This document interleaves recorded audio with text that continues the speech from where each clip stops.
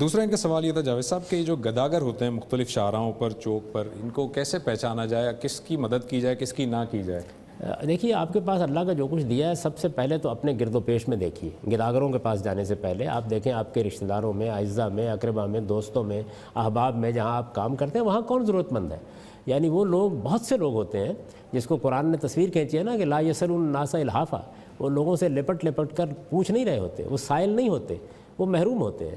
تو ان کو آپ سب سے پہلے اپنی توجہ کا مرکز بنائیں. یہ جو سڑکوں کے اوپر گداگری ہے یہ تو کسی اچھے معاشرے میں گوارا ہی نہیں کرنی چاہیے اور نہ اس کو انکریج کرنا چاہیے.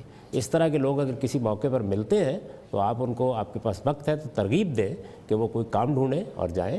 اور اگر اس طرح کے کوئی لوگ ہیں کہ جو معذور ہیں، فی الواقع معذور ہیں، تو ان کے لیے معاشرے کی سطح پر اہتمام کرنا چاہیے. ان کو گداگر دیکھ کر کوئی معاشرہ جیتا رہے اور اطمینان کی نیند سو جائے، یہ بجائے خود بڑی ہی غیر معمولی چیز ہے.